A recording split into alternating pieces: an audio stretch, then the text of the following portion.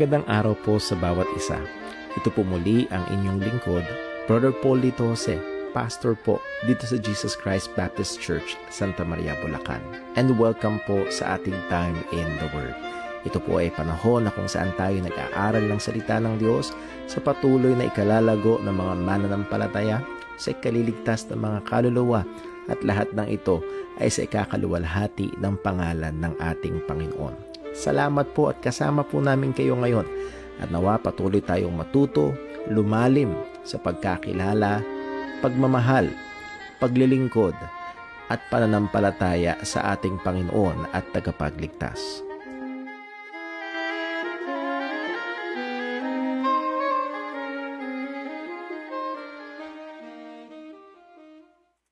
Isang mapagpalang gabi po sa bawat isa, purihin ng pangalan ng Panginoon. And again, tayo nagpapasalamat sa Diyos sa patuloy niyang habag at biyaya na meron sa patuloy niyang pinagkakaloob sa atin upang tayo ay magpagpatuloy sa ministry po na ito ng Time in the Word. And also last week, last Wednesday, hindi tayo nakapagtuloy because of technical difficulties. And salamat ho sa mga tumulong na mga kapatiran na napagana ho namin is around 7:48 na. So 6:48 na napagana. So talagang wala ng time. Nevertheless, ay tutuloy ho tayo sa ating pag-aaral ho ngayong gabi. And we are almost nearing, maybe last 2 lessons na lang about the doctrine of the Holy Spirit, and we will recap. And I hope throughout these lessons ay mas nakilala natin ang banal na Espiritu, mas na-appreciate natin ang kanyang mga katangian, at ganoon din lalo na sa bandang huli-dulo na ito ng ating mga lessons ay yung aktibong ministeryo na paggawa ng banal na Espiritu sa buhay ng mga mananampalataya. But before we dive right in, ay meron tayong ilang mga announcements and reminders ho para sa ating mga kapatiran, particularly dito sa Jesus Christ Baptist Church. Una ho, sa August 25 ang ating sports fellowship. Pag-pray ho natin at pati yung weather nawa ay maging maayos, and naasahan ng mga kapatiran to be present 8 a.m. sharp. And yun ho, mga gustong lumaro, please do sign up para alam ho natin kung sino yung mga players natin sa mga iba't ibang sporting categories. And then also, pag-pray ho natin, isa sa mga malapit na ay ang atin hong youth conference. That's a yearly event na ministry ng JCBC, isang gawaing pangkabataan, young people from different churches will be coming here at JCBC on November 29, Lord willing. That's a Saturday, and meron tayong 3 preachings about God. So for some time, for a while back, I should say, ay nakikinig ako ng isang Q&A from John Piper, and he quoted a verse from Jeremiah na kung saan ang sabi ng Diyos ay, let him that glory in this, that he understands and knows me. And just struck me big time na talagang dapat ay makilala natin ang Panginoon na ating sinasamba. And it becomes the theme of the next 3 years ng ating YouthCon. This year, knowing God. Next year, knowing Christ. And then 2027, knowing the Holy Spirit. That's why we are very excited. At ang goal natin ay mas lalo kang makilala ang Kristiyano, ang Diyos na atin hong sinasamba. So if you are young people and you are right in our vicinity, or if you can come as November 29, alam ko medyo a little bit some months pa. Nevertheless, we are very, very excited. Okay, so yun ho ang ating mga announcements and reminders. Tayo ho muna ay dadako sa atin sandaling panalangin bago tayo tumako sa ating pag-aaral ngayong gabi. Let us pray. Panginoon naming Diyos, aming Ama sa langit, kami po ay nagpapasalamat sa iyo, sa iyong kabutihan, sa iyong katapatan. Nagpapasalamat kami, Panginoon, na patuloy kang gumagabay, patuloy kang gumagawa sa buhay ng iyong mga mananampalataya. Salamat, O Diyos, sapagkat alam namin na hiwalay sa iyo wala kaming magagawa, hiwalay sa iyo maging ang pag-aaral na kagaya nito. At anumang ministeryo, O Diyos, ay walang katuturuan, walang kapangyarihan. Ngunit yun din naman ang aming pag-asa kung doon ang iyong biyaya, doon ang iyong paggawa, ang iyong paggabay. Yun, Panginoon, ang magdudulot ng resulta. As Paul said, ang kaya lang namin gawin ay magtanim at magdilig, pero ikaw ang nagbibigay ng paglago. Kaya ngayon, O Diyos, sa aming pong sadali ng pag-aaral ng iyong salita, Ikaw po nawa ang magpala sa mga katotohanan na aming pag-aaralan. Kung merong mga kasalanan, mga maling paniniwala, i-expose mo sa pamamagitan ng iyong salita at dalhin mo kami sa pagsisisi at yun din, Panginoon, pagtatama ng mga bagay na mali, O Diyos. At muli, O Diyos, ikaw po nawa ang mag-ingat sa amin, ganyan ikaw rin po sumaliksik sa amin sa anumang kasalanan na aring nagawa namin, isip namin as we have studied last Sunday about covetousness, napakadayang kasalanan na nasa loob ng puso. Tulungan mo kami na maging mapagbantay sa bagay na ito. At muli, O Diyos, as we study your word this evening, ikaw po ang manuwalhati. Ikaw po ang mag-ingat sa amin, sumama, magturo, at patuloy na gumabay. Dalangin namin itong lahat sa ngalan ng aming Panginoong Jesus. Amen. So tayo ho ay tumako sa ating pinaka-lesson. This is lesson number 48 about the doctrine of the Holy Spirit. And I hope we are learning at patuloy tayo natin na-appreciate ang banal na spirito sa buhay ng mga mananampalataya.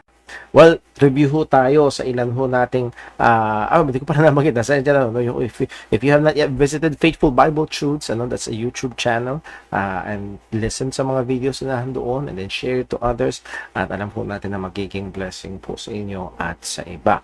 So again, lesson number 48 about the doctrine of the Holy Spirit. Dito tayo sa ating review.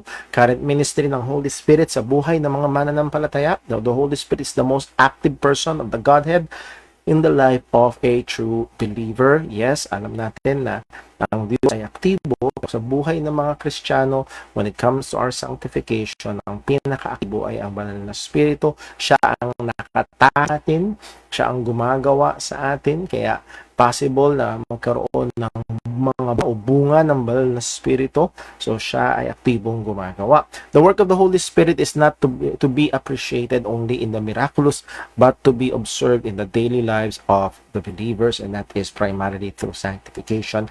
And ito yung gusto natin na magkaroon talaga ng bagong pananaw na madalas, lalo na sa mga charismatic, mga full gospels and so on, na masyadong high sa mga charismatic gifts. Ang gawa ng banal na Espiritu ay doon sa mga magarbo, mga mahimala. There needs to be a miracle, there needs to be a sign, speaking in tongues and so on, para daw masabi na nahando ng banal na Espiritu. And as we have seen, that is not really the case.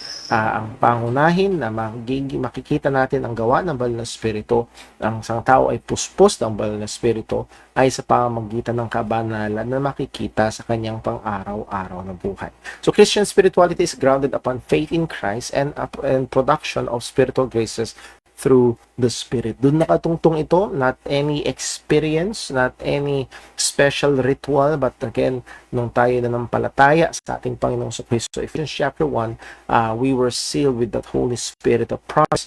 At nung dumating sa atin ang banal na Espiritu, nagsimula siyang gumawa sa mga buhay.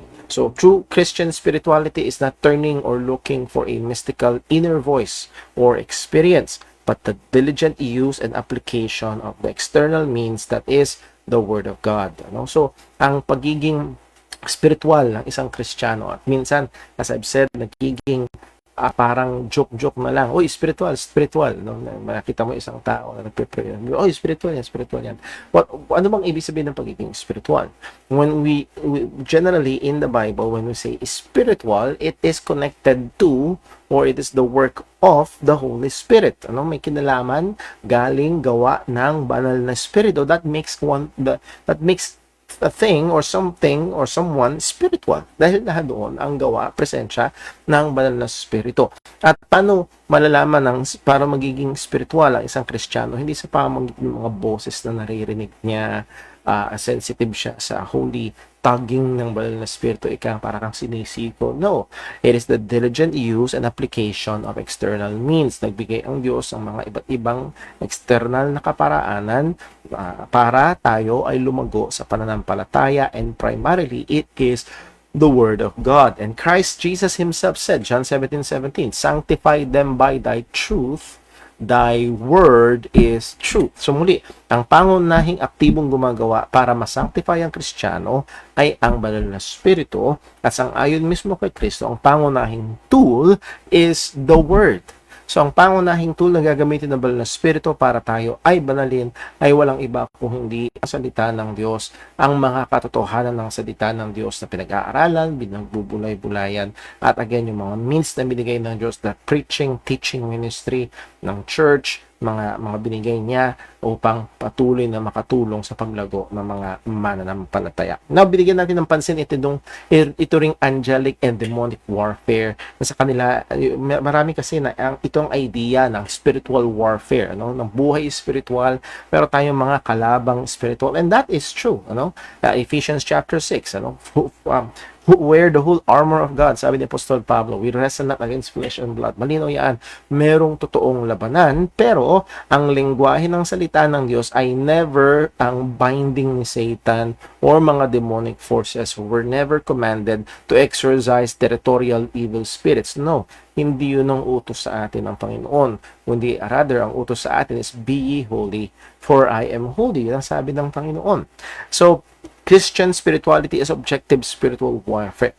Not, mali yata yung hindi ko na, hindi yung mga demonic or angelic warfare. Nabura natin. So, these are not commanded nor practiced in the early church. Yung mga binding of Satan, binding of evil forces, casting out the evil spirit of envy, casting out the evil spirit of lying. No, ang envy and lying ay kasalanan na hindi kailangan i-cast out, kailangang pagsisihan. Yun ang malinaw sa salita ng Diyos. So we are called to put on the whole armor of God and remain faithful in our personal holiness and witness for the gospel. So anong punto? The Christian's primary battle is with sin. Yun ang pangunahin nating labanan. Yun ang pangunahin nating spiritual na labanan. Laban sa kasalanan sa paligid natin, at kasalanang nakatahan pa rin sa atin. Our victory does not rest upon angels, but upon Christ. Nakatungtong ang ating pagtatagumpay, hindi sa mga anghel, kung hindi sa ating Panginoong Jesucristo. That's why our victory is assured, because He raised from the dead. At tiyak ang pagkagapi sa kasalanan. But again, sa personal, daily experience ng Kristiyano, naahandon yung araw-araw na pakikipaka. Now, arenas or mga lugar na kung saan nahandoon o nag-i-exist ang Christian warfare. So number one, as we have said about sin, ay nahandon yung mortification of sins. Nandun yung pagpatay sa kasalanan, as Paul said sa Romans 8 verse 13. For if ye, he's speaking to the believers in Rome, live after the flesh, ye shall die. Again, these are people in the church. Sinasabihan ni Pablo. So you might be very faithful in the church, nandun ka every Sunday, but if you are living after the flesh, at ang lengguwahe dito ni Pablo, you will die. Hindi yan, kasi yung ding pinaka-spiritual na Kristiyano, mamamatay din naman physically. So, hindi yun ang punto dyan, Apostle Pablo. You will die, at ang punto dyan, and you will go to eternal damnation. Pag binasa mo yung buong context ng Romans chapter 8, mula sa verse number 1, at ang mga susunod pa, ay makikita natin na hindi lang yan basta death, physical death, but you will die, and you will go to eternal damnation if you live after the flesh. But if ye through the Spirit do mortify the deeds of the body, ye shall live. And isa nga ho sa mga truths na in-extract natin mula dito is ang pagiging totoong Kristiyano is not being sinless or perfectly sinless na walang kasalanan. No, ang itsura ng totoong Kristiyano ay nakikipaglaban sa kasalanan through the Spirit. Mortify the deeds of the body. At yung word na mortify dyan ay nasa present tense, tuloy-tuloy na pinapatay ang mga kasalanan sa katawan. Again, yun ang sabi ni Pablo, ye shall live. Ikaw ay mabubuhay. At ang implication nun ay may buhay na walang hanggan. So the remaining sin in the believer is to be treated as enemies that should be killed. Yun dapat ang trato natin sa mga kasalanang nakatahan pa. Hindi ito kahinaan na wala akong magagawa, kundi ito'y kaaway na kailangang patayin. Mortification of sin is the believer's responsibility to be done in the power of the Holy Spirit. So ito yung responsibilidad natin, hindi to let go and let God. No, we are called mortify. If ye through the Spirit do mortify. So nahandun yung talagang panawagan sa atin to take action, to fight against sin na nakatahan pa sa atin. And salamat sa Diyos, hindi ito nakaasa sa ating sariling kapangyarihan, kundi ito'y nakaasa sa kapangyarihan ng banal na Espiritu. Then, pangalawang arena or area ng Christian warfare is reformation of thought. Again, yung kaisipan natin. Merong isang book, nakalimutan ko sinong author, The Battlefield of the Mind. Nahandoon yung labanan sa isip at napakaraming spiritual na labanan, pakikipaglaban sa kasalanan na unang nagsisimula sa isip ng tao. At kasama sa ating mandate as soldiers, we will go and launch a warfare. We will engage in a warfare of ideas.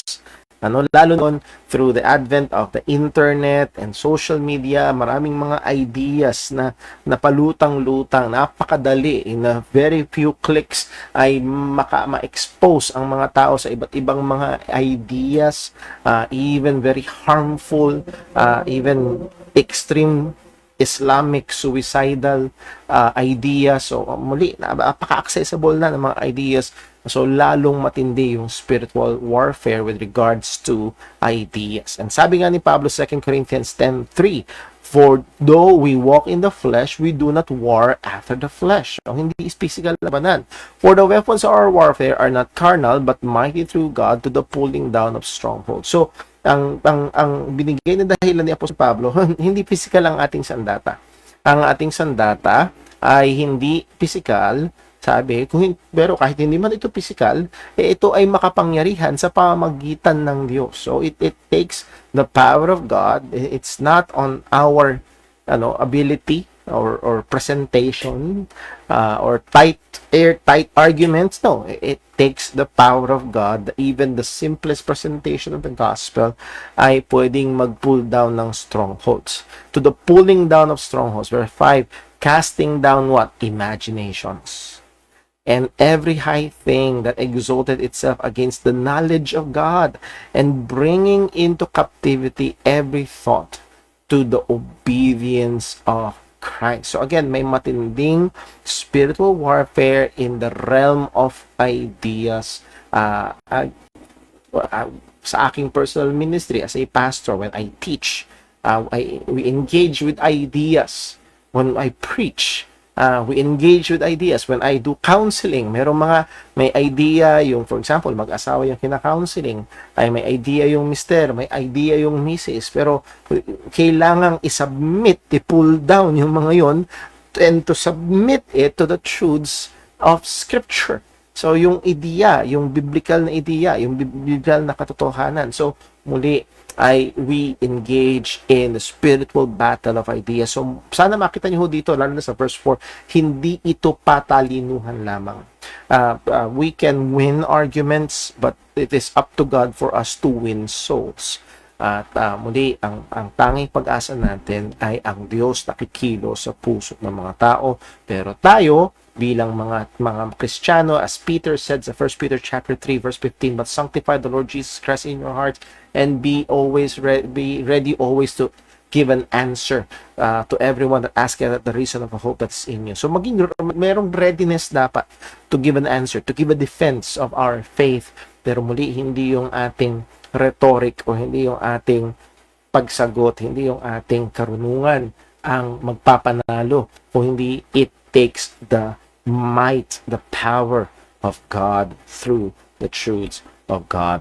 Number 3 na arena or area ng Christian warfare is confrontation of error. So, almost magkamag-anak yung 2 and 3, pero dito particularly, ang sabi ni Pablo sa 2 Timothy 4:7, I have fought a good fight. I have finished my course. I have kept the faith. So, si Apostol Pablo, yes, paano niya nilarawan yung kanyang ministry? Ang ministry niya is a ministry of fighting.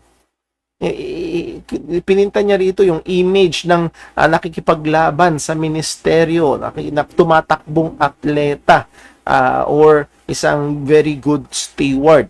Pero gusto kong hiramin yung unang larawan na pinta din ng Apostol Pablo na isang sundalo na hindi baril kundi espada ang hawak, as he has fought a good fight. When we confront, refute, and expose wrong doctrines, it is a an area of spiritual warfare. At merong mga Kristiyano na especially gifted and equipped by God, mga apologists, Christian apologists, talagang iba yung gifting sa kanila ng Panginoon to be able to listen and answer yung mga many skeptics questions at mga hamon sa pananampalatayang Kristiyano.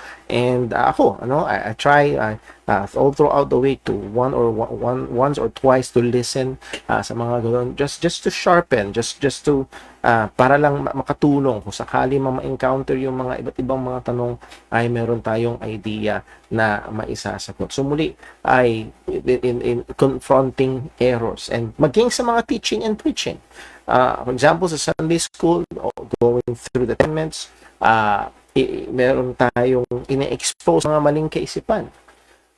Or sa preaching, minsan may mga binabagit tayo na, well, dahil dito sa katotohanan ito, therefore mali itong ganitong kaisipan, mali yung ganitong pamumuhay, so we're exposing and confronting errors, and that is part of spiritual warfare. So true Christian or spiritual warfare, every true believer is engaged in a real spiritual war. This is primarily fought in three fronts: personal sin, realm of ideas, and combating false teachings or teachers. So lahat ng Kristiyano ay engaged in one way or another. Lahat tayo engaged in fighting personal sins, in one way or another, we are engaged in the realm of ideas. Exposed tayo. Kung tayo ay mga magulang, we are accountable sa Panginoon sa mga ideas kung saan na-expose yung ating mga anak. We should, sa biyaya ng Diyos, try to minister to them and try to build in them biblical worldview at pagkilala sa Panginoon and pag-expose, pakikipaglaban sa mga maling katuruan. Just this maybe 2 days ago, na-encounter ko yung isang short video about isang woman preacher. At ang tinanong siya, bakit kailangan mamatay ni Jesus sa krus? At ang sagot niya ay, hindi kailangan. Could you imagine, isang Bible teacher, ang sagot, hindi kailangan mamatay ni Kristo sa krus. And she, marami siyang sinabi that doesn't make any sense. Doesn't deal with the problem of sin. So muli ay napaka mapanganib, and I reposted that video just to give a warning na meron mga nagtuturo ng ganito, at kung hindi tayo magiging maingat ay minsan dahil sa husay nila ng pagsasalita ay parang napaka-amo. So let us be careful. So Holy Spirit and the ministry of the Word. Kung napansin natin, yung diin ay nahandun sa ministeryo ng salita ng Diyos. In our fighting against personal sin, we need the Spirit. We need the Word of God. Sabi nga ng psalmist, "Thy word have I hid in my heart, that I might not sin against thee." Of course, lalo na in fighting in the realm of ideas, paano na tayo magna-navigate sa dami ng ideas? If you remember, ang mga naglalayag nung unang panahon, nung hindi pa uso yung compass, ay ang gamit nila yung tinatawag ng North Star, the faithful North Star, na yung star na yun ay laging nasa north, at pag nakita yun ng mga naglalayag, ay alam nila kung nasa ang direksyon sila. At yun yung kailangan natin in many ideas nasa paligid natin, ideas about family, about womanhood, about manhood, about education, so on, napakarami na mga bagay na pinag-uusap, politika, and so on.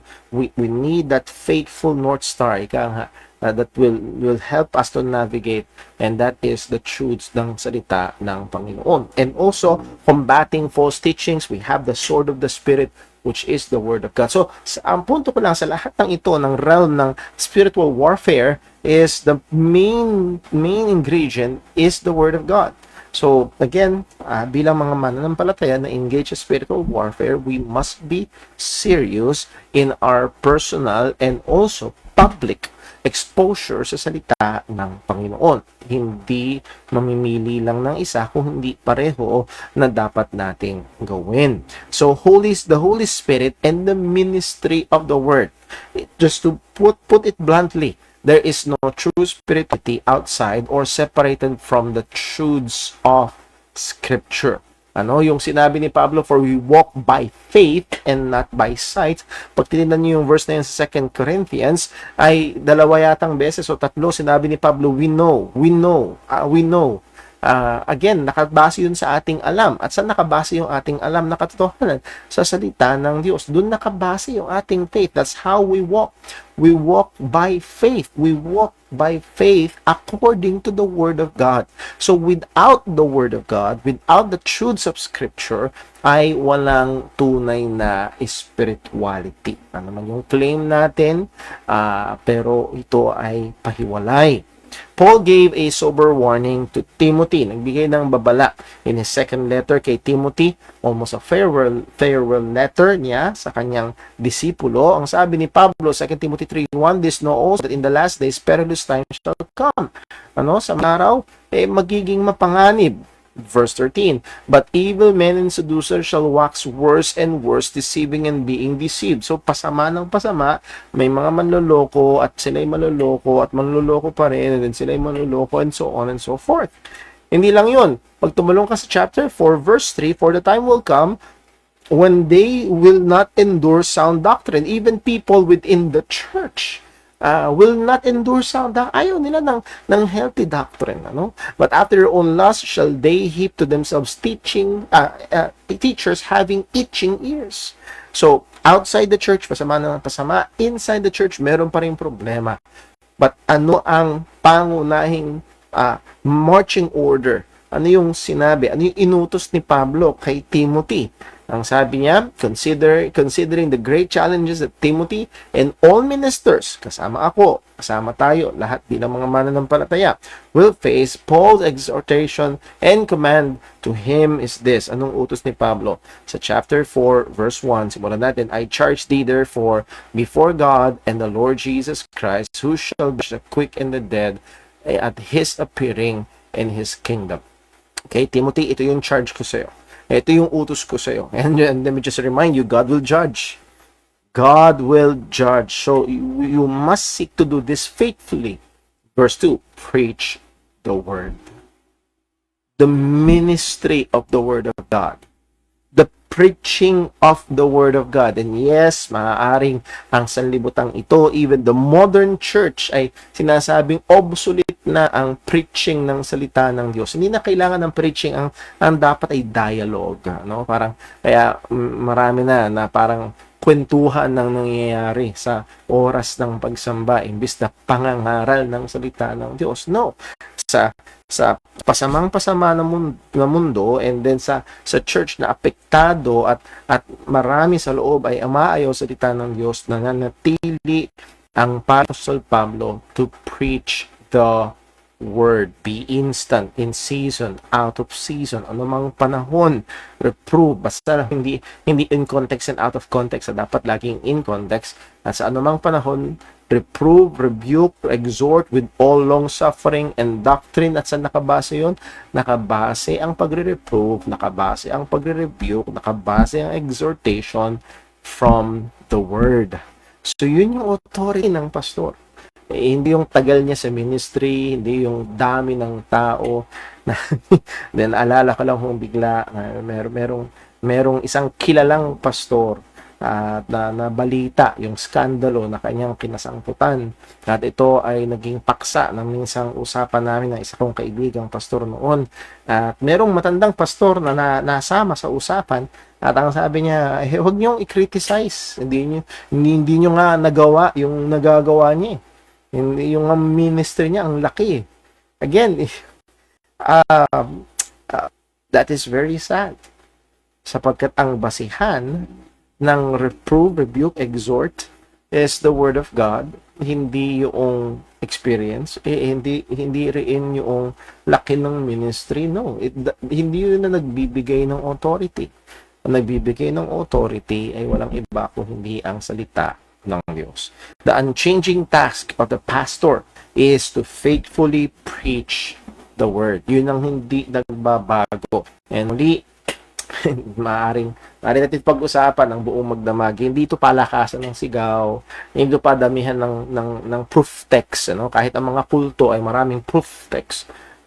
No, it's faithfully teaching and preaching, faithfully expounding, no? And I'm convinced ngayon ang pangunahing diet dapat ng church, the tuloy-tuloy na exposition ng salita ng Panginoon, expository preaching ministry. So again, that will make sure that the people are receiving the word of God, hindi yung ideas lang ng pastor, hindi lang din yung sama ng loob kung hindi ang salita ng Diyos. At yun yung kailangan nila dahil pasama ng pasama.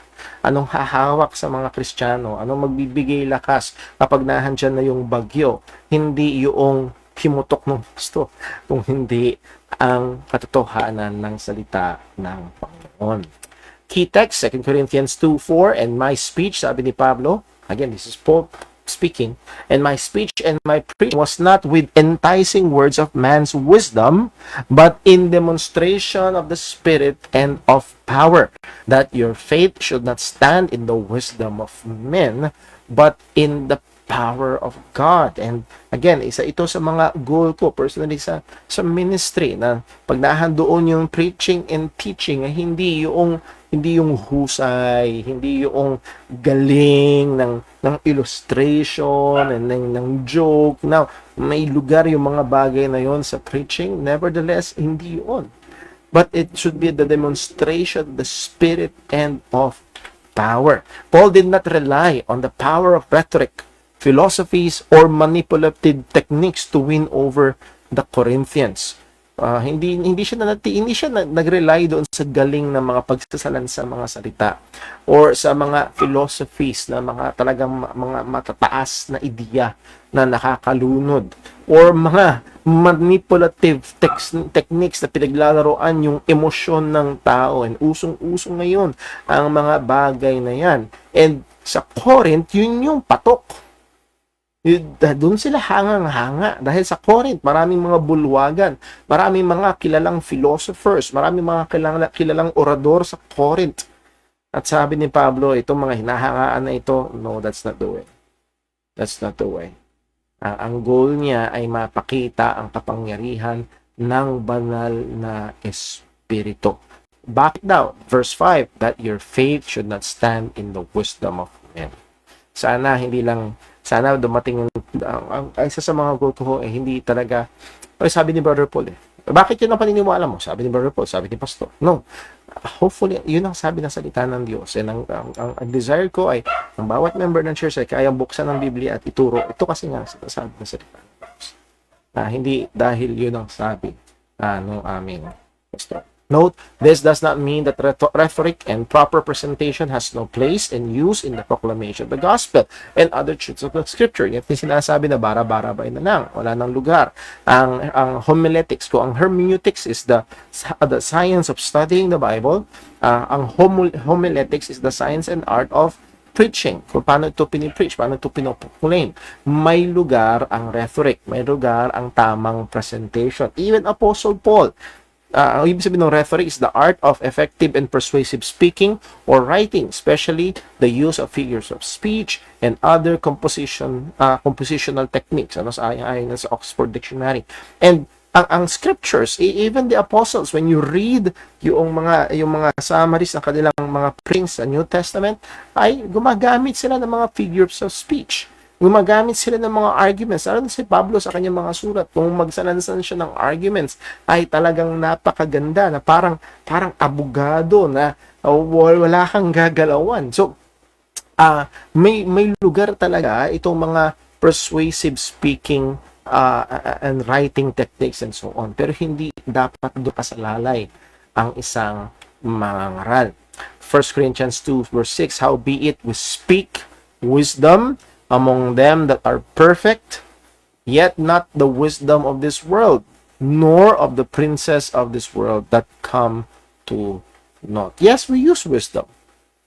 Hindi lang basta ibibigay mo lang yun, then wala na. No, that's foolishness. we use wisdom at pinipresent natin ng maayos, inaayos natin, we give examples kung may mga pagkakataon. May lugar yon pero hindi tayo nakadepende sa ganon. Nakadepende tayo sa salita ng Diyos, sa katotohanan ng Diyos at sa Diyos na pwedeng gumamit ng kanyang katotohanan na yon at talagang ipunla doon sa puso ng taong nakikinig upang ito ay magpunga. Example ay sa Acts chapter 17 verse 28. Napag-aralan na yan minsan sa afternoon services sa church. For in Him, sabi ni Pablo, we live and move and have our being. Take note, sabi ni Pablo, as certain also of your own poets have said, for we are all His offsprings. So, tingnan niyo yung context ng Acts chapter 17. Si Apostle Pablo ay nagpipreach sa Mars Hill. At ang kanyang audience ay mga philosophers, talagang mga learned people na talagang naahan doon para mag-engage sa mga iba't ibang mga ideas. And Apostle Paul is presenting the gospel to them at ang kanyang pinapakilala ay ang tunay na Diyos. At para ipakilala yung tunay na Diyos na ito, isa sa mga, hindi lang yon, pero isa sa mga ginamit ni Pablo ay yung mga salita mismo ng mga poets, mga kilala nilang philosophers.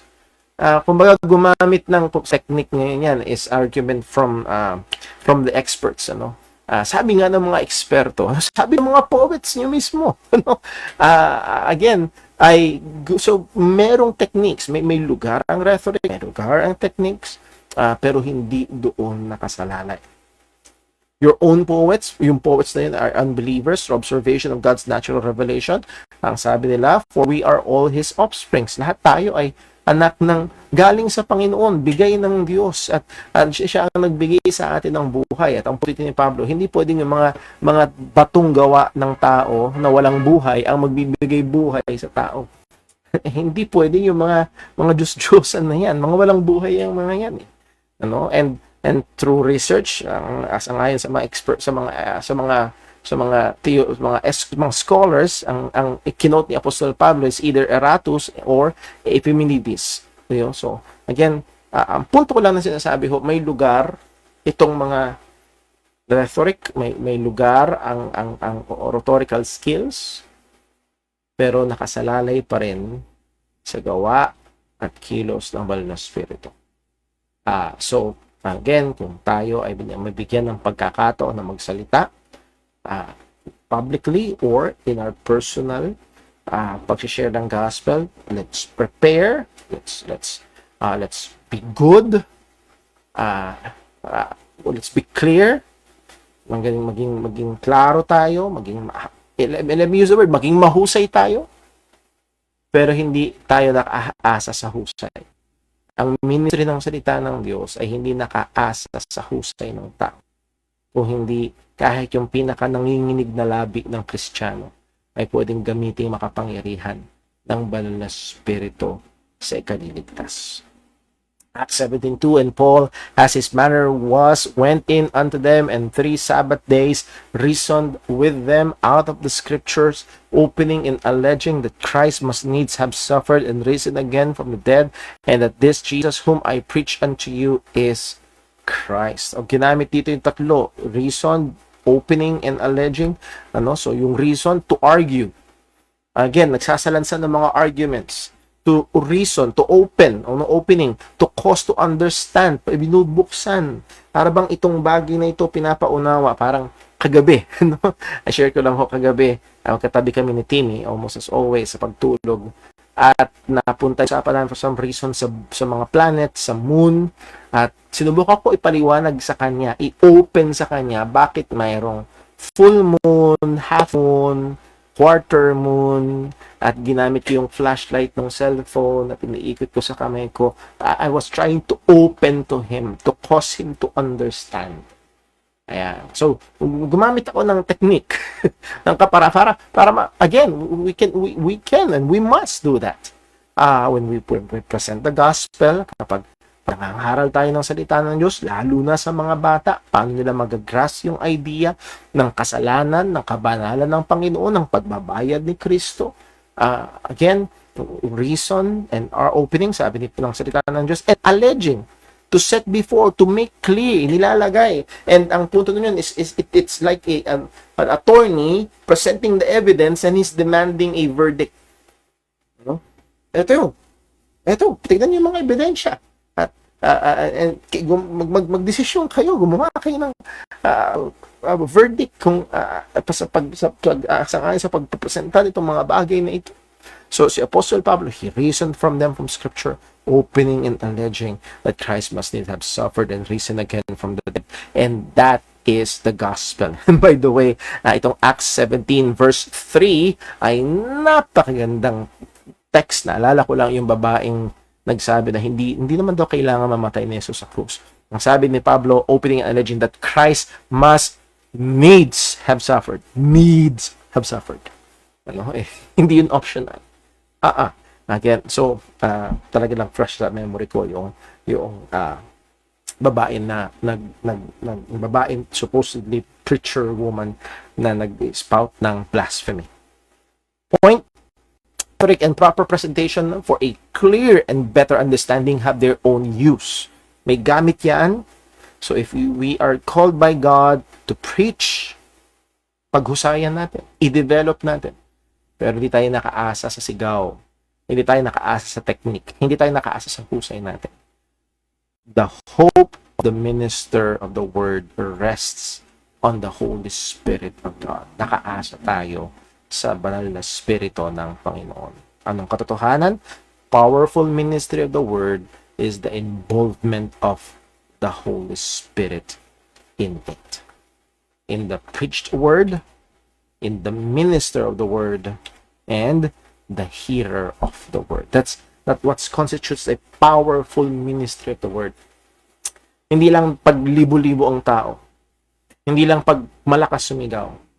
Kundi yung kapangyarihan o pangyarihang ministeryo ng salita ng Diyos ay yung involvement ng banal na spirit sa tatlong aspeto: sa pinapangaral na salita, sa nangangaral ng salita, at sa nakikinig ng pangangaral ng salita. So una, tingnan muna natin the Holy Spirit and the preached word. Ang banal na spirito at ang pinapangaral o pinapangaral na salita ng Diyos. 2 Timothy 3:16, familiar text. All scripture is given by inspiration of God and is profitable for doctrine, for reproof, for correction, for instruction in righteousness. Note, when we say that the scripture is given by inspiration of God, we mean that the scripture is breathed out by God. Kung naalala nyo, dinaanan natin ito, yung sa pagdating sa ministry ng Holy Spirit, yung inspiration ng Holy Spirit ng salita ng Diyos. Pag sinabing inspired by God, hindi siya hiningahan, kung hindi inihinga. Okay? At ang didiinan nun ay, ang banal na spirito ay produkto mismo ng Diyos. Kumbaga, parang sa Genesis 1:1, sa Genesis chapter 1, and God said, let there be light. Lumabas yun sa bibig ng Diyos, and there was light. So, ang salita ng Diyos, ang Bible na meron tayo, ay produkto mismo ng Panginoon. Pero ang kakaibahan nito sa Genesis 1, sa salita ng Diyos, gumamit siya ng mga tao, more than 40 writers, in a span of 1,400 years, para makumpleto ang salita ng Diyos. So, inihinga ng Diyos. It is the result of the creative work of God.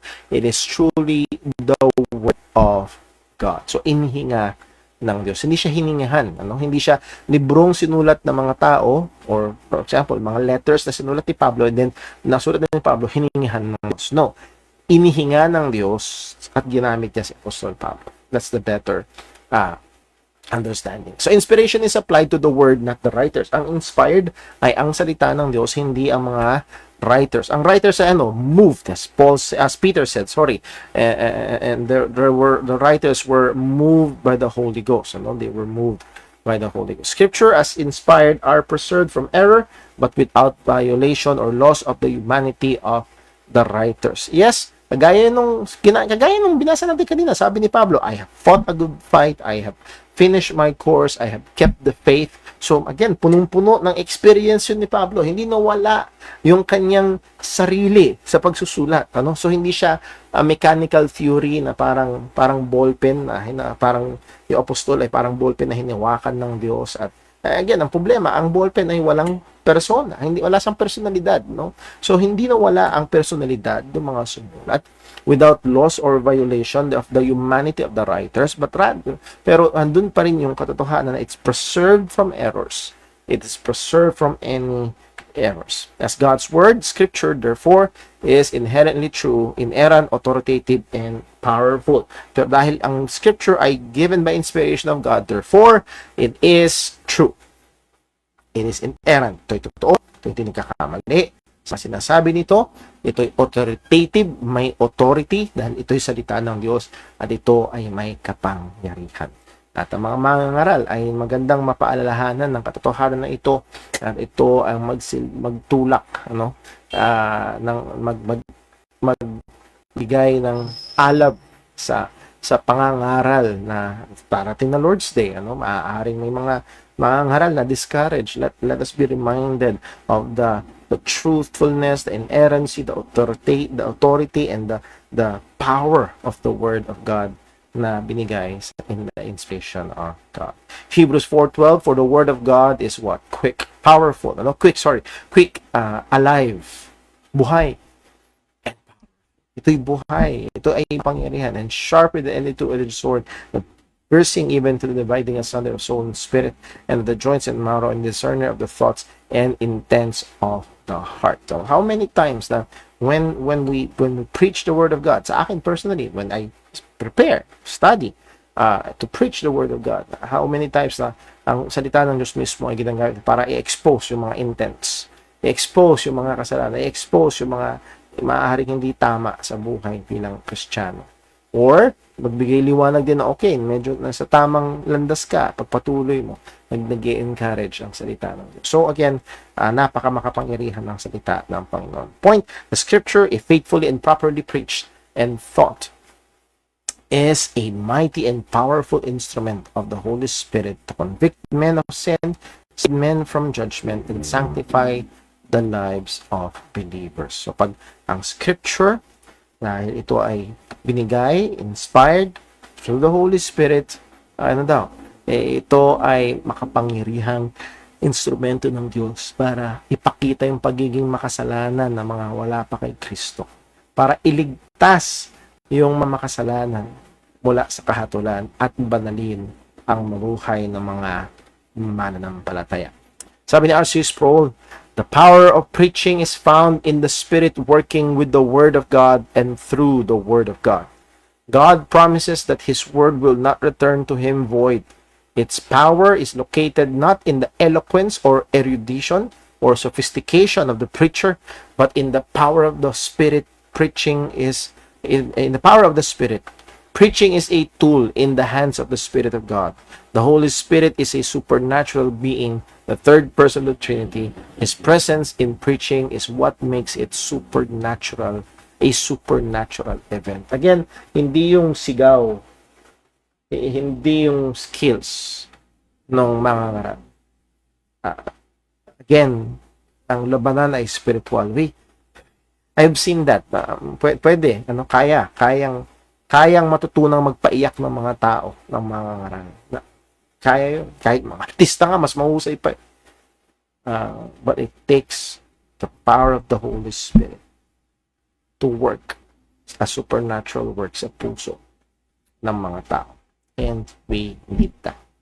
I need that. So, kapag sa church, may mga ngaral ng salita ng Diyos, let's pray and ask the Holy Spirit to move. Gamitin niyo yung pangangaral ng salita ng Diyos. It is not the oratorical techniques or moving illustrations that produces results.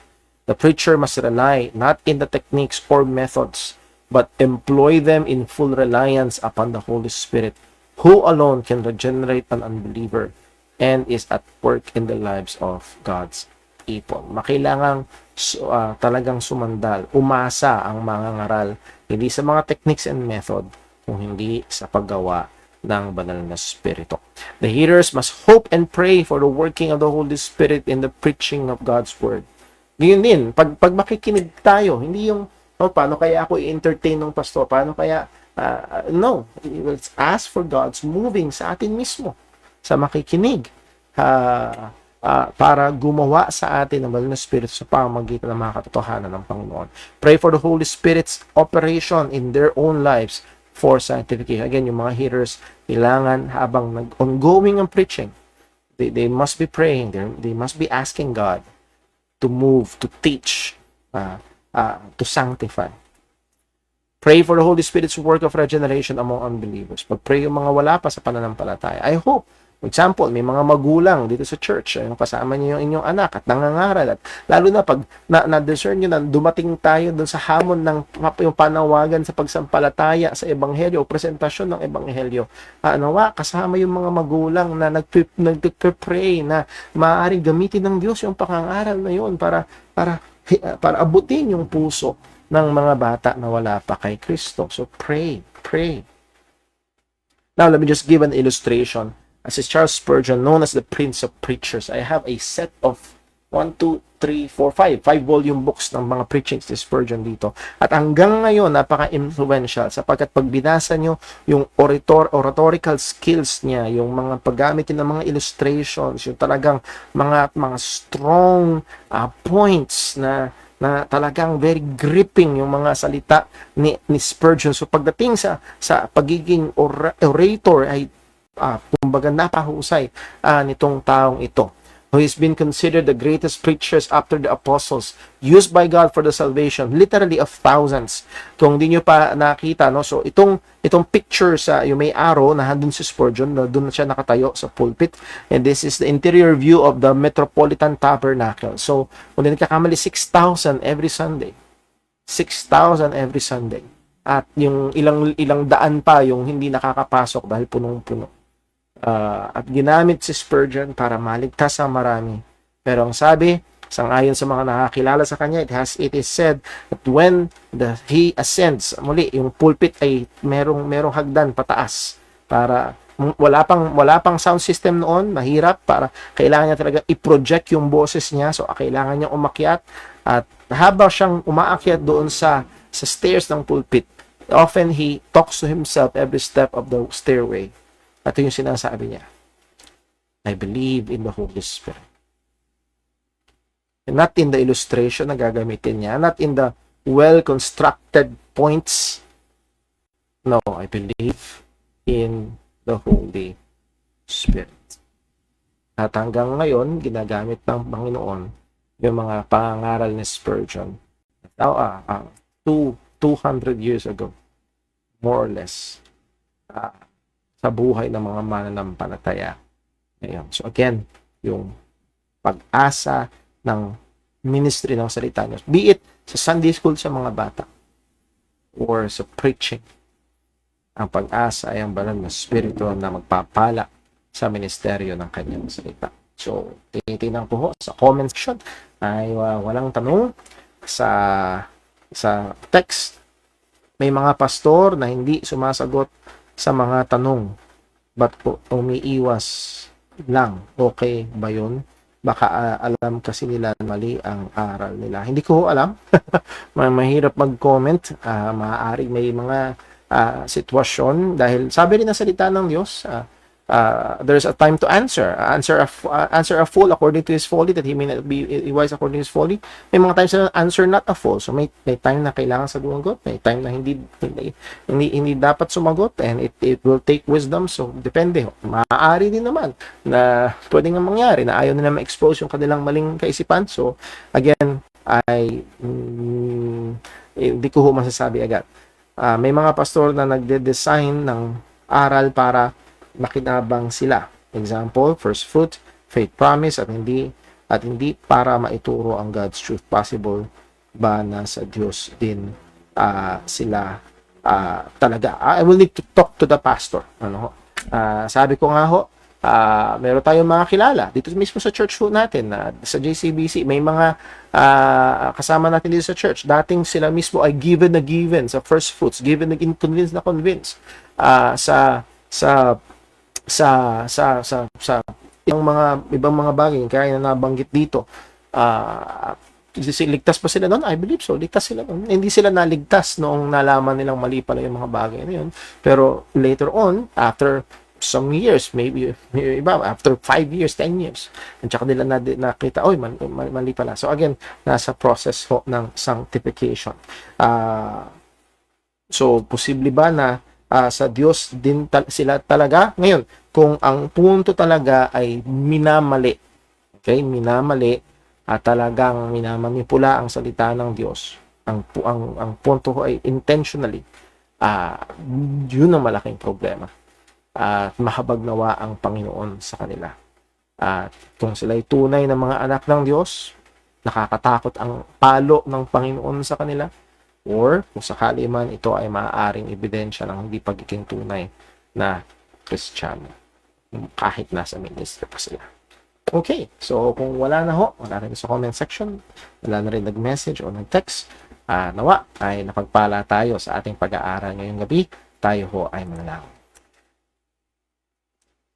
Panginoon naming Diyos, aming Ama sa langit, kami po ay nagpapasalamat sa iyo, sa iyong biyaya, sa iyong salita, and Lord, salamat sapagkat lalo na sa akin bilang isang mangangaral. Salamat, O Diyos, na hindi nakadepende sa aking sarili, kundi sa iyo, Panginoon. At Lord, we pray na nawa, tulungan mo po ang bawat mangangaral, bawat tagapagturo mula sa mga nagtuturo sa mga bata, nagtuturo sa mga iglesia na kahit sila hindi pastor, pero sila ay have the gift of teaching, at lalo na sa mga pastor ng iglesia. Bigyan mo ng sipag sa pag-aaral, paghahanda. Bigyan mo ng kahusayan upang lalo pang maging maliwanag ang pagtuturo. Nevertheless, O Diyos, bigyan mo ng puso na nakasalalay, nakadepende sa iyo, Panginoon, hindi sa sarili. Upang, Panginoon, na maging epektibo ang pangangaral, ang ministeryo ng iyong salita. O Diyos, patawad po sa mga pagkakataon na mataas aming pagtingin sa sarili at mababa sa iyo. Tulungan mo nawa bawat isa sa amin. At maging ang mga makikinig o tagapakinig ng mga pagtuturo at pangangaral ay kumilos ka at patuloy na maging masipag sa pagdepende sa banal na Espiritu. Diba? Salamat po sa iyong salita. Ingatan mo po kami. Sa tuloy mo po kaming palaguin pa sa pamamagitan ng iyong salita. Dalangin namin ito sa ngalan ng aming Panginoong Jesus. Amen. Muli ho, maraming salamat. Lalo na ho sa ating mga kapatiran ho dito sa JCBC. I'm looking forward to see you this coming Lord's Day, August 25, yung ating sports fellowship. Pag-pray natin yan. Siguro natin ipag-pray at suportahan yung ating parating na youth conference. God bless po. Ingat po tayo na.